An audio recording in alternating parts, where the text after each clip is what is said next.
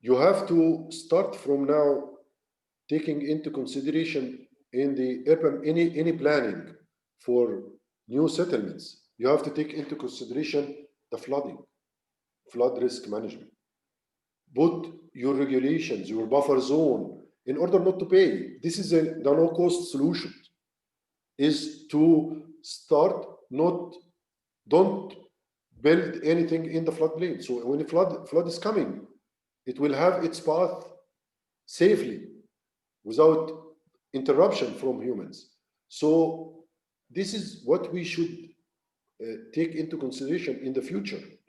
But in the current, in the existing settlements, this is a problem. And this is what we need to take.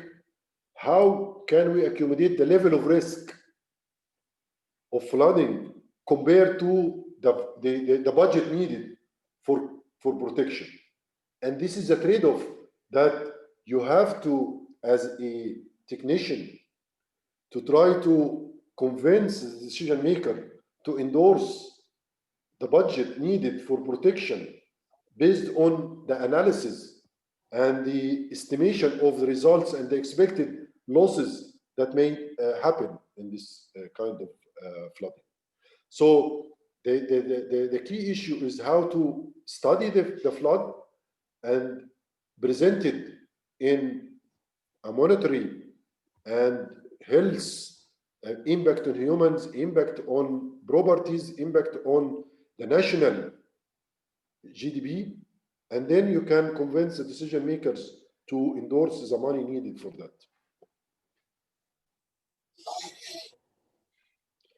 Any other questions?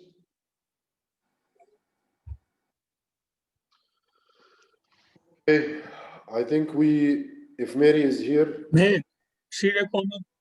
Okay. I have a little comment on this, if I may. We have here Vano Triglauri, who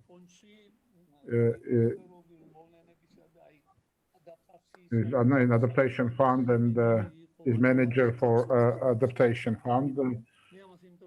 And I say this because this Adaptation Fund was Adaptation Fund project, which has been implemented on River Rioni. It was very successful in Georgia. And that's why I said that it's also due to Vano Triglauri and of course National Environmental Agency and UNDP, because it was a joint project. And on basis of this, has been funded, and that's why Georgia has received the money from the Green GCF, which is implementing this throughout the Georgian territory now. They are implementing these policies throughout Georgia. So what would it have in terms of adaptation? For the adaptation, the best measure, the adaptation is very expensive and complicated. And if we set some measures for the adaptation, for instance, let's say, for instance, we might not grow the wheat at some territory in Georgia, and we recommend it instead of this to seed other crops. And if we will mix up something, it will be very expensive. And it depends, is it perennial or multi-annual culture, the crop, and so the easiest way is, of course, adaptation to climate shall include the risk reduction for the natural disasters. And if we carry out these measures for the risk reduction, this means that we carry out certain adaptation. And I just repeat what you have said, just a little bit from a different angle. So we can do this with the same measures. So this under this adaptation fund, very interesting. 3 projects were implemented. One of them, correct me if I'm wrong. So we have implemented 3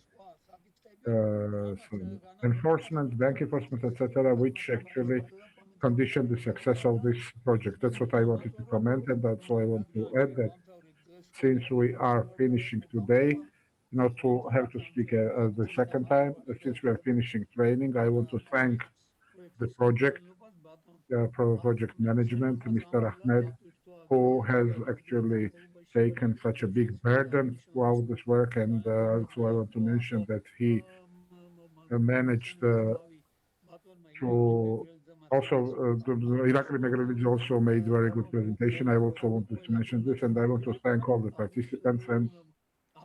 And also I want to mention that this training was very efficient and successful, and therefore that's why I thank you so much. Thank you. Thank you, Georgi.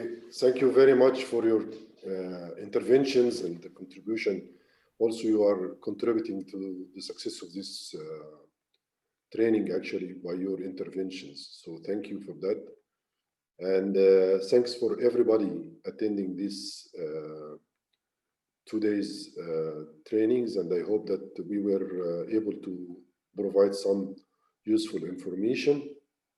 And I would like to thank my colleagues who helped me in this, in organizing this training.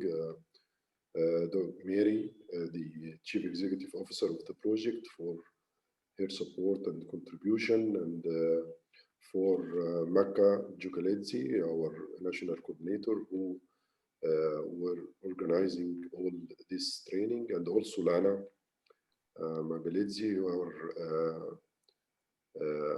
officer in charge in the office, who helped us also in organizing all this. And thank you all, and thanks for the interpreters. And Mary, the floor is yours now. Thank you, Ahmed. And I just wanted to say, well, you basically thanked everyone. I know our interpreters have been working hard. I know our team has been working hard. I really appreciate seeing such a large turnout for an unusual event. We wish we could have done this in person, but I'm very happy that we were able to do it at all.